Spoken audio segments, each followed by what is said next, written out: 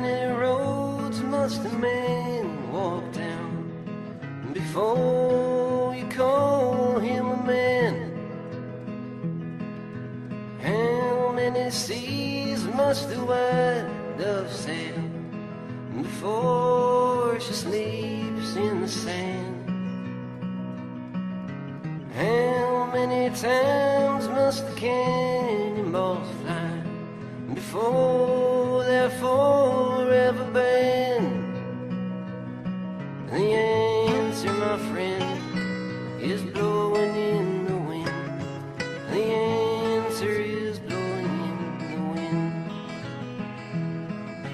How many years can a mountain exist before it's washed to the sea? How many years can some people exist?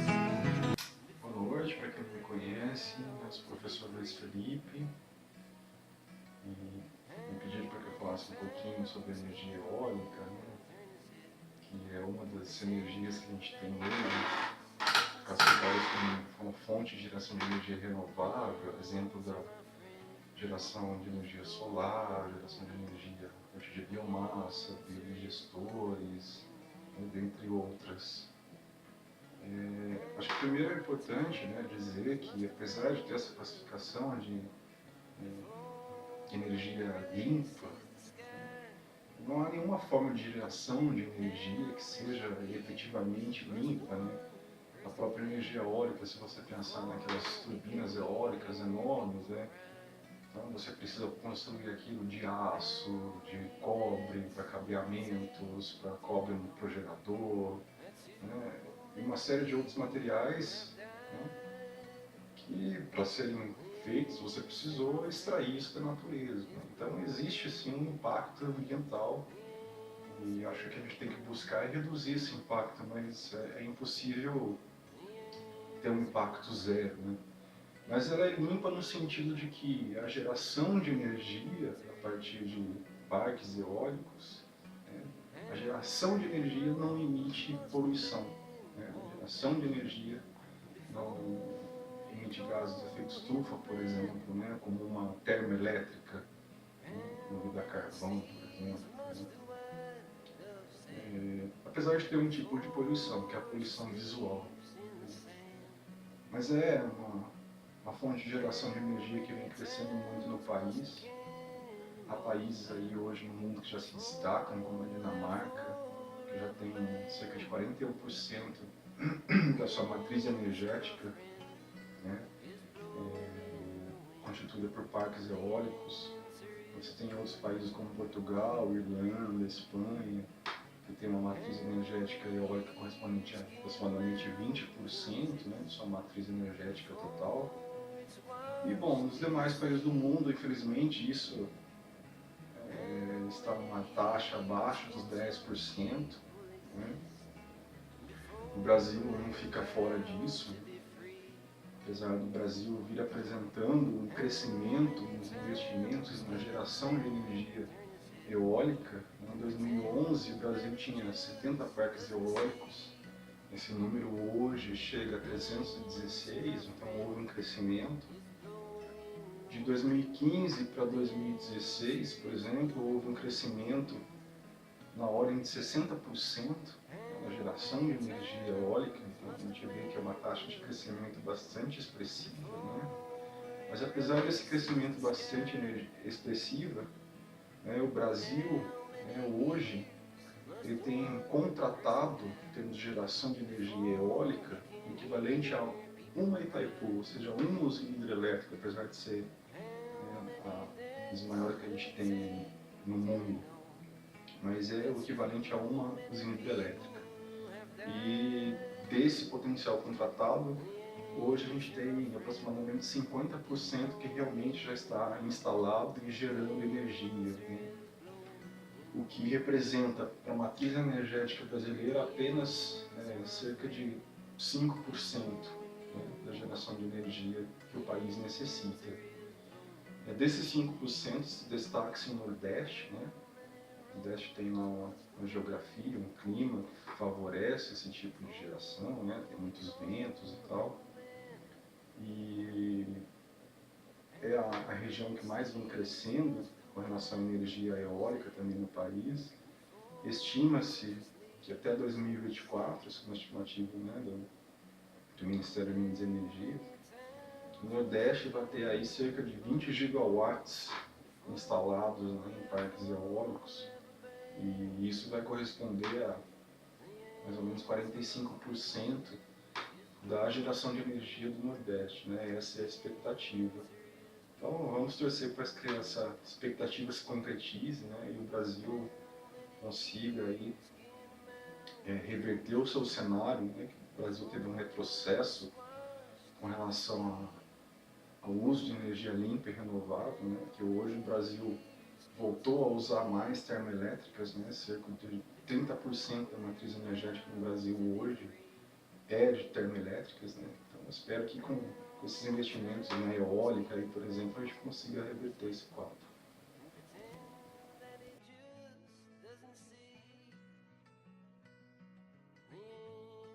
Geólogo, formado pela Federal de Ouro Preto, e tem doutorado em águas subterrâneas, mais precisamente na parte de hidroquímica, né? Tem algum conhecimento também nessa parte de energias renováveis, por ter trabalhado também como coordenador em alguns anos na Universidade Federal de Itajubá, na engenharia ambiental, né? E esse assunto ele é bem interessante, né? Porque a energia eólica é considerada hoje uma das energias limpas, né? Renováveis, né? Então ela tem uma importância hoje muito grande, porque é um assunto da atualidade que ela vem a suprir, né, as necessidades de suprimento com relação à demanda, que é crescente, e ela vem a suprir as outras formas mais convencionais de geração de energia. E a energia eólica é uma delas que tem sido investida nos últimos anos no Brasil, né? Então, o parque eólico no Brasil ainda é muito incipiente, porque ele corresponde de toda a energia geral gerada no país a apenas 2%. Então, alguns campos que começaram a ser construídos nos últimos 5 anos atrás, preferencialmente, né, no Nordeste, mais precisamente, né, no Rio Grande do Norte, estado do Ceará, e algumas porções também no estado da Bahia. E uma grande vantagem que eu vejo, né, é que o Brasil ele tem grandes áreas, né, com grande incidência também de ventos, né? Então o Brasil tem um potencial muito grande, né, principalmente em zonas mais litorâneas e onde não há barreiras, né, para o vento caminhar. Geralmente a energia eólica ela não causa muito danos ambientais, porque ela não gera nenhum produto assim excedente, né, que possa vir a contaminar, por exemplo, águas e solos. Mas existe um impacto que é o impacto visual, né? Então algumas comunidades litorâneas, às vezes elas reclamam, né, pequenas comunidades, de que a área natural, né, foi impactada visualmente com a instalação, porque são grandes maquinários, né, as hélices são muito grandes, então elas realmente começam a fazer parte dessa nova paisagem, né? Então algumas comunidades reclamam. Existe também um pouco de ruído próximo das hélices, mas em alguns trabalhos que eu andei consultando, ele é um ruído muito pequeno, e como a região litorânea já é uma região que venta muito, né, esse ruído ele é dissipado, ele só é reconhecido quando as pessoas estão muito próximos, né, das hélices, né, dos equipamentos. Caso contrário, esse ruído quase é inexistente. E quando a gente fala em energia eólica, que é uma energia considerada limpa, a gente também não pode esquecer, né, dos materiais que foram utilizados para a fabricação, né? Então para a fabricação das grandes hélices, né, das engrenagens, etc., a gente sempre faz uso de minerais metálicos, né, ou não metálicos, outros materiais que foram produzidos e que no processo, né, de obtenção deles pode ter causado algum impacto ambiental inicial, né? Então isso pode acontecer, mas isso acontece com todo produto que é industrializado. a gente não pode esquecer, né, que durante a fabricação, né, para a composição desses elementos, desses componentes, eles foram extraídos da onde? Da natureza, né?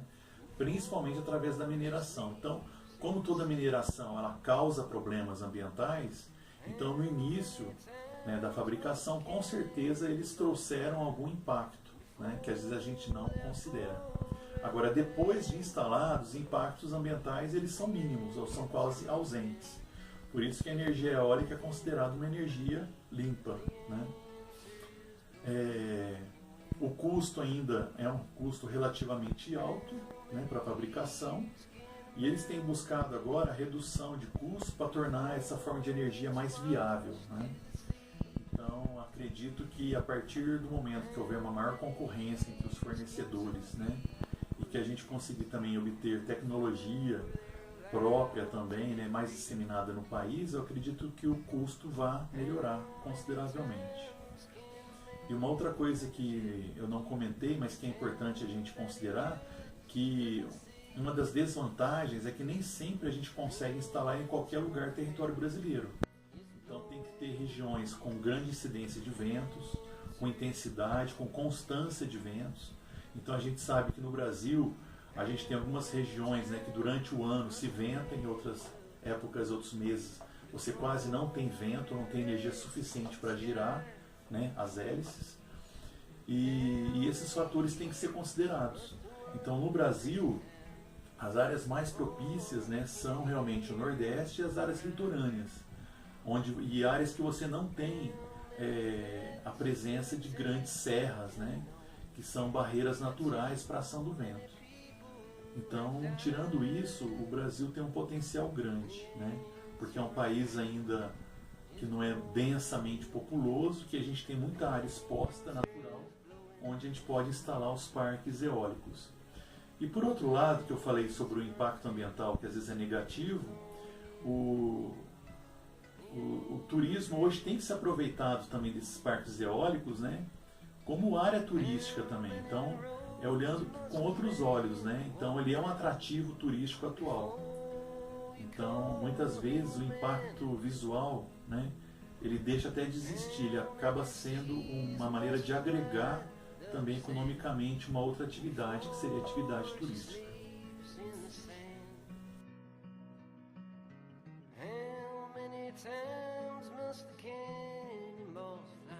Meu nome é Rafael Chese, eu sou engenheiro ambiental de formação, tenho mestrado na área de planejamento energético e doutorado em recursos hídricos energéticos ambientais. Sempre trabalhei na área de energia, mas mais na área de energia hidráulica. Mas vou falar um pouquinho hoje sobre energia eólica. Bom, a energia eólica ela tem tomado um espaço bom hoje na geração de energia elétrica do Brasil. O Balanço Energético Nacional de 2015 mostrou que 2% da geração de energia elétrica do Brasil foi proveniente de energia eólica, fora os leilões A-3 e A-5 novos, né, que estão expandindo o setor eólico. Bom, a energia eólica ela tem algumas vantagens, né, sobre a energia hidráulica, por exemplo, que é o carro-chefe do Brasil, principalmente porque a sua instalação é bem mais simples, apesar de ela ter alguns impactos ambientais, né, de ruído, dizem de impacto visual, mas eu não concordo muito, mas é uma das coisas que as pessoas apontam. E alguns impactos em rotas de pássaro, mas nada muito problemático de resolver e operar. Ao contrário das hidrelétricas que têm problemas de reservatório, etc., né, de acúmulo de água. Mas um estudo recente da Voben, que é uma empresa principal fabricante de turbinas eólicas, uma das principais, né, uma empresa alemã. Segundo a Voben, a capacidade de geração de energia eólica no Brasil não vai conseguir ultrapassar muito mais do que 5% da geração total do país. né, um estudo, mas gostaria de ver outros estudos nessa área, mas a Vogel diz que o potencial de energia eólica no Brasil nunca vai passar muito disso aí. O potencial não, né? A real instalação de energia eólica nunca vai ultrapassar muito mais do que 5, 6% da geração total de energia elétrica.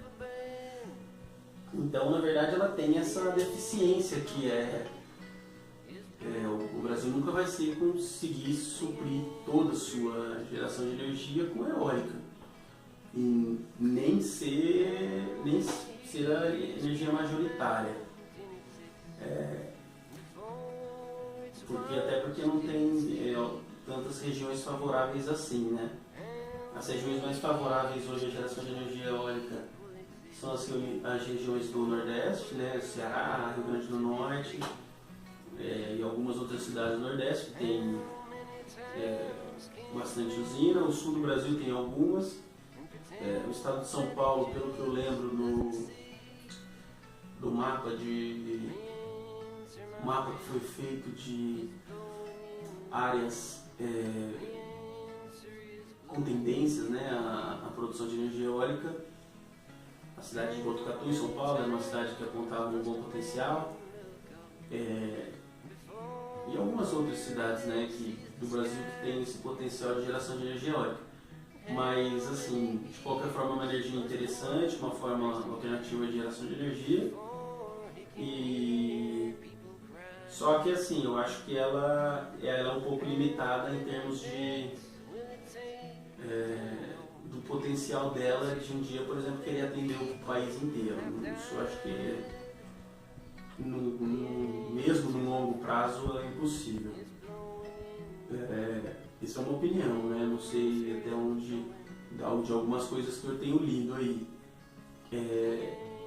Mas assim, ela ganhou um espaço muito grande no Brasil, no planejamento energético brasileiro há alguns anos, com leilões próprios, com um preço bom. A regulação de energia elétrica obriga as concessionárias a comprarem energias provenientes de geração de energia renovável, o que deu bastante espaço para a compra de energia eólica.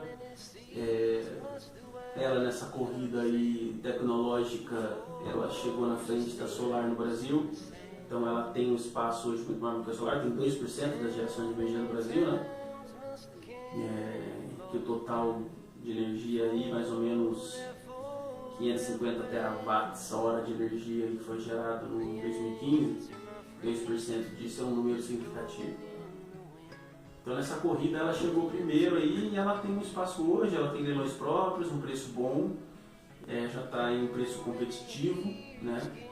Ano passado o PLD chegou a R$800 aí por conta das térmicas. As eólicas tinham um preço totalmente compatível com o mercado e mesmo quando as hidráulicas estão cheias, mesmo assim as eólicas ainda têm um preço razoavelmente competitivo já hoje por conta da expansão, né? No começo ela era muito cara de construir, as turbinas eram até 2008, mais ou menos, 2009, as maiores turbinas geravam 1,5 MW, então eram muito pequenas, né?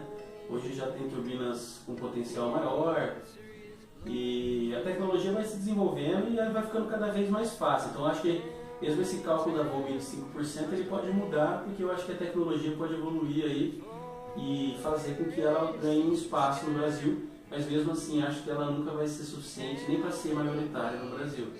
Mas é uma energia interessante e é uma forma de energia que tem um espaço bom, tende a ganhar mais espaço no Brasil, 2% ainda é baixo, né? Acredito que vai chegar aí a 5, 6% mais ou menos, num horizonte de médio prazo aí, em 10, 20, 30 anos talvez, ela chegue no horizonte de uns 3, uns 5% de geração. E é uma energia interessante, com um impacto ambiental não muito grande. Tem, claro que todo tem seus impactos ambientais, a construção das próprias pás, das próprias turbinas, os impactos visuais, impactos em rotas, mas mesmo assim são energias consideradas energias limpas, né? E formas interessantes de gerar energia. Então acho que é uma energia interessante e que tem um potencial ainda de crescimento bom, aí, pelo mínimo duplicar aí, ou até triplicar no Brasil da sua atual situação. How many times must the cannonballs fly before they're forever banned? The answer, my friend, is blowing in the wind. The answer is blowing in the wind. How many years can a mountain exist before